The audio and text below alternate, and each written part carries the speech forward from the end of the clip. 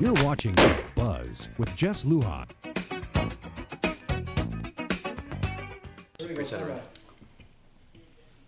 Good evening, Guam. I'm Jess Lujan. Welcome to this edition of The Buzz. Exciting show tonight. We're going to be talking golfing. Of course, the old buddy here, Bill Regis.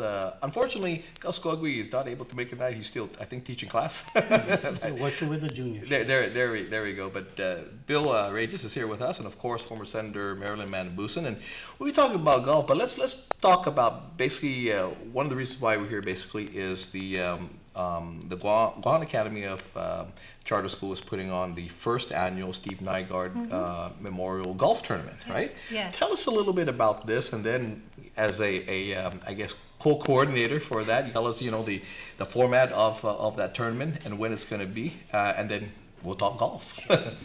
Well, it's all about education.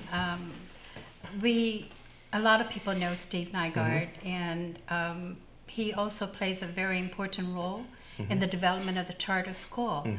And so what the charter school wanted to do, the students, is to memorialize in his memory a golf tournament to celebrate his passion for the sport of golf, and also to memorialize in his honor his contribution and efforts towards being a co-founder of the charter school.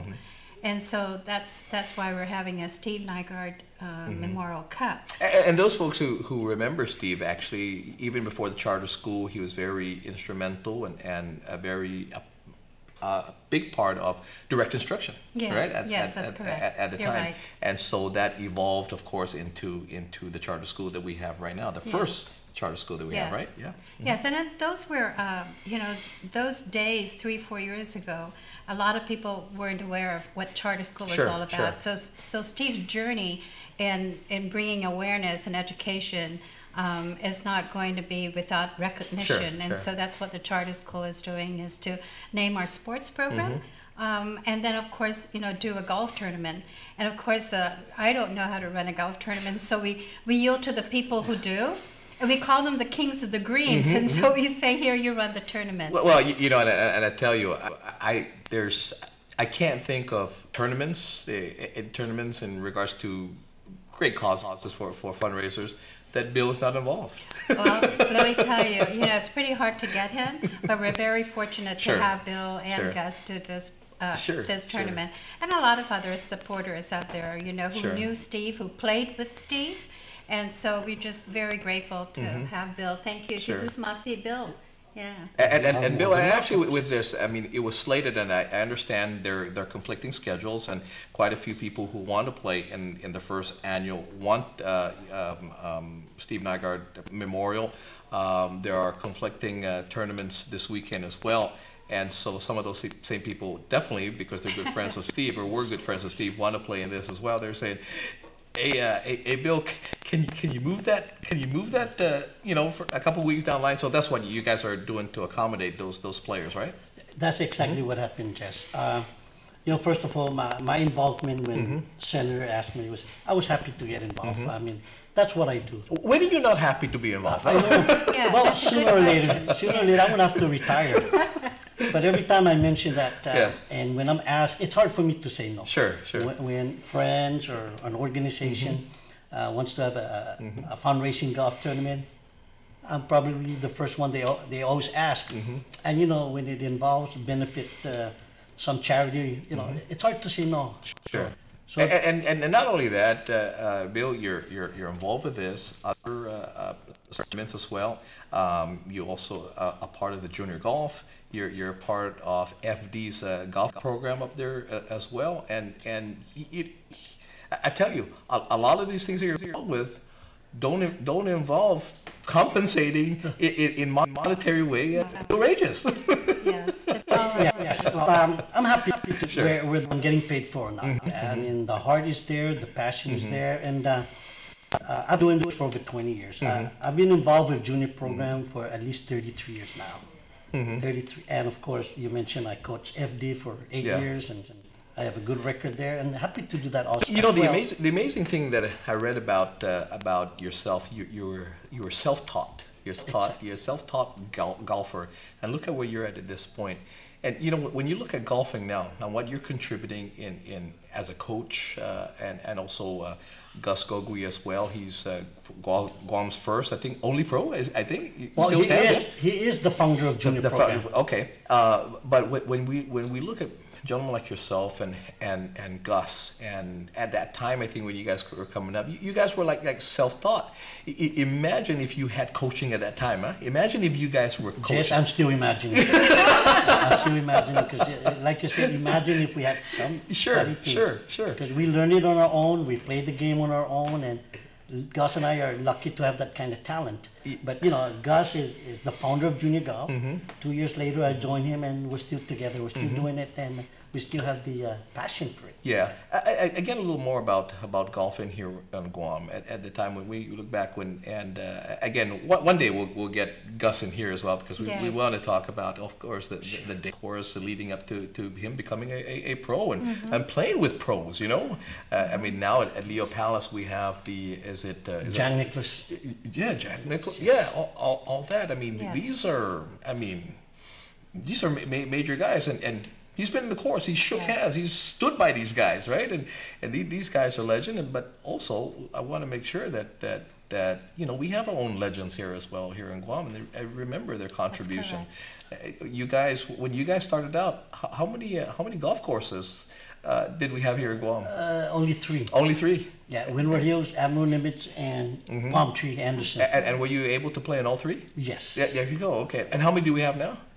I believe, because Admiral Nimitz just shut down, so I think we have about 9 or 10 golf courses. So it has evolved from that time to now. What got you interested in golf back then? I mean, well, just when you come from a big family, I think it's 17 brothers and sisters, and I live in Talofofo. Almost one for every hole, right? Yes. So you gotta help out. So when you caddy, you get paid. Yeah. And I used to caddy. Yeah. That's how we learned the game. We used to caddy, and I was one of the lucky caddy to pick up this game the right way, because I was able to caddy for good golfers. For good golfers. And golf is one sport that you can learn by watching. You can learn by watching, and that's what probably me and Gus. Sure. And tell us how golf has evolved over the years here, Bill. You coach FD. We hear of other sports, where kids are able to walk on or getting athletic scholarships to go to particular colleges in regards to their golfing programs. How many kids do we have here in Guam now that were in the junior golf that are going to college now, that are able to get maybe some kind of subsidy, some kind of, it may not be 100%, but it may be some percentage in regards to a golf scholarship for those colleges? Quite a few, but just know that there's at least 3 or 4 that have turned pro. Oh, okay. And they're doing well, and I don't know. That originate from Guam. Like Aaron Choi is playing the Asian Tour. The sons of Van Shelley, president of Nissan Motors. His son Mike turned pro, and he was playing in the Canadian Tour. And matter of fact, collegiately, he played for the University of San Diego. He played the same, University of San Diego. Actually, because my son went to the same school, same college. Okay, so we have 2, and then who are the others you're saying? Aaron Choi, and of course the son of the former president of DFS, Bob Cole. Okay. His son Alex Cole. Okay. He missed by 1 stroke to qualify for the U.S. Open. Okay. And of course, U.S. Open is one of the Grand Slam of golf. One of the major tournaments. And it's of course it's very big. Golf is very big here in Guam. Your team, representing God's country, but you're wearing your school colors, of course. I gotta advertise God's country. You gotta advertise God's country. You're doing actually 2 things. One, God's country as well as your school colors as well. That's correct. Obviously. But again. The merger, the coming together with this, and you couldn't have gotten 2 better gentlemen to put this or co-coordinate this. And it's all about and it's all about education. And you actually had it right earlier, Jesse, when you were saying about a lot of people don't really know Bill and Gus and who they are. because a lot of the students don't engage themselves in education in golf. And so what we want to do with Bill and Gus is to introduce a junior golf program also at the charter school. At the charter school. Okay. So the kids want to know. There goes my retirement. We want the kids to know who were the pioneers of golf here. You know, it's almost like having to ask a student at Simon Sanchez, do you know who Simon Sanchez is? So we want our students at the charter school to know golf, to know Stephen Nygaard. Why is he a co-founder? To remember his efforts, and to also appreciate his passion for golf, and to appreciate people like Bill Rages, Gus Gogri, and so many others. And that's what it's all about. It's just education. It's bringing the students to have awareness of golf. And you know, it's funny because we were talking about Steve Nygaard, and a lot of people that still know Steve Nygaard, I'm sorry, in regards to athletics, a lot of them know him for his basketball abilities and his basketball players. I didn't know he played golf. Well, you know, he was pretty diverse in what he did. He was actually an outstanding basketball player as well, alongside playing golf. But in the merging of the two, tell us a little more about charter school, because of course it's the curriculum is based on the DI concept, right? Right. Yeah. Okay. Right. But you know, most people are saying, really, they have a physical education program?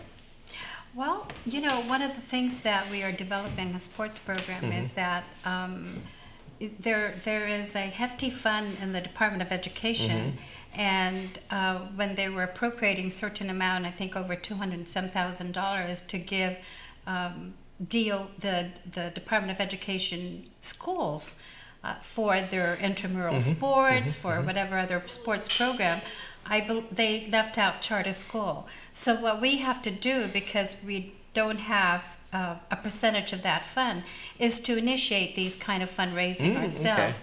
I believe it's not by any intent. I think that, you know, charter school is new, and it's just having to educate the minds of our policymakers that you can't leave charter school because these are public school students. Well, likewise, it's a requirement. You got to have your physical education requirement behind that. But I tell you what, let's talk more about that, more charter schools, and then more golf with Bill. Okay. But we got to pay some bills. We'll be right back. Thank you.